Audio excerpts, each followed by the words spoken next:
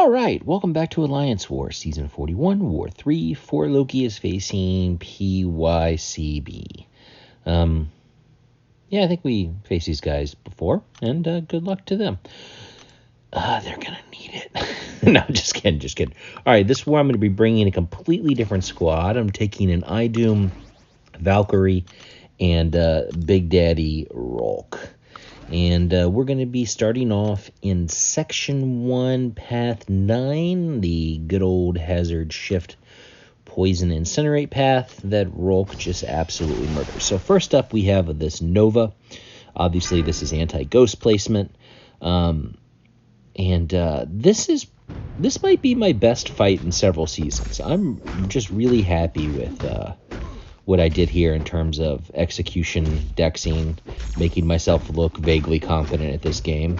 Yeah, I'm paying myself a compliment here. I think I do all right. So, the rhulk is great here because of the immunities, gaining the heat charges, doing the extra burst damage, being global, and thereby getting the fate seals off the special. So I'm just going to spam SB1s. I'm going to dex his SB2s. I don't get parried there.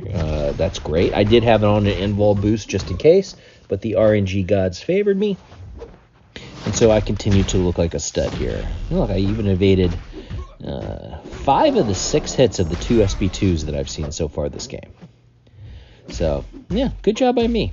But yeah, one more combo into special, and that should be it for this guy. We'll just bait the heavy and take him down. All right, there we go. Next up, we have Void here on 18. Last time I saw Void on 18 was against my good buddies PBT, and I pointed out that this is just not a great placement for Void. Void is much harder on node 8 than on node 18. I'm sure that they wanted to have the Nova on 9, so that way his power wouldn't be nerfed. So he could jump up to throw those special 2s like he did against me, but Void here is just pretty much a waste. But yeah, rhulk is going to crush this fight. His fate seal is going to prevent a lot of the indestructibles.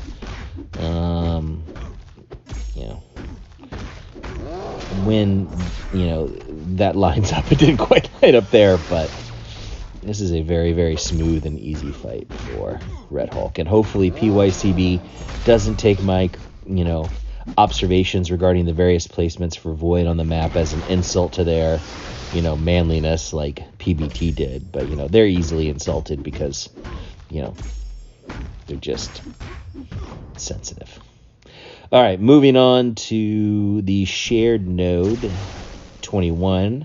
They put a Whiteneto here, and we'll just heal up rhulk and smoke them with rhulk. I still have on my invul boost. The power efficiency node here always makes this a little bit challenging, but quite frankly, I want Whiteneto to be gaining power because it's easier to deal with his special 2s instead of his special 1s. My decision was just to take the special 1s on the block since there's not going to be any prowess here because of the fate seals, and he hasn't hit me. So this should be a quick, 35-40 second fight. Whiteneto really doesn't offer much damage here, so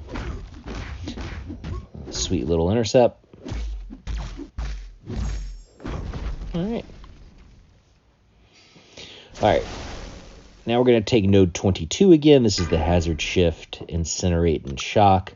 Rhulk is not shock immune, but he is Incinerate immune. He's also, most importantly, poison immune, which is where the big damage comes from with ManThing. This is a slow fight, so let's just go ahead and speed it up, because all I'm really doing is just hitting this guy. I didn't take Dex off for this fight because there's really no point. I did hit him into shock a couple times. The shocks weren't doing a tremendous amount of damage. This is also the last fight I'm going to be using Red Hulk for in this war, so I don't really care about his health bar. I'm not going for style points here. This is a battleground, and I don't get points for my health bar. Just trying to get this dude down as safely but as quickly as I reasonably can. So, Just wait out the last shock phase, and then start hitting again. What's interesting is that the Fate Seals seem to be preventing the regens, so that's good. Means this fight's a little bit shorter. All right, so I gave myself backup in Section 2 because, 4 fights in Section 1, and then I have 3 fights here on Mini Island. First up, we've got this Bishop on Node 50. I brought Infamous Iron Man for this fight because iDoom is the single best Bishop counter in the game, and he's going to absolutely rinse Bishop on this node because, the prowesses get converted into the energy vulnerabilities, and that shock damage is going to really start adding up to get around the safeguard.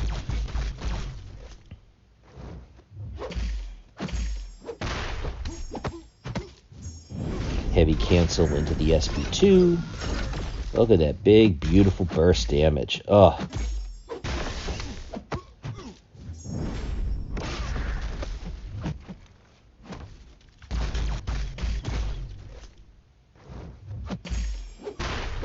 One more combo, and he's toast.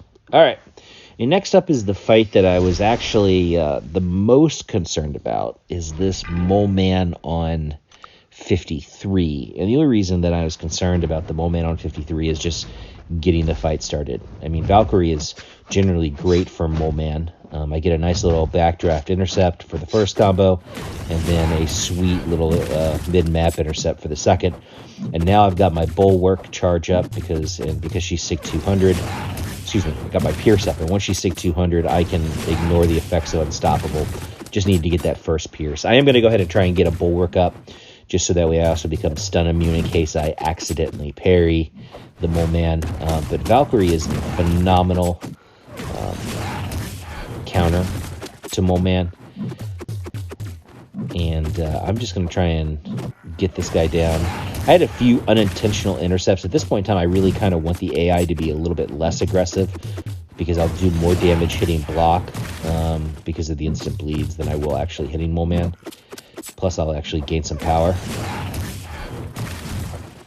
But he got, super aggressive. I think I did this fight once, maybe twice before.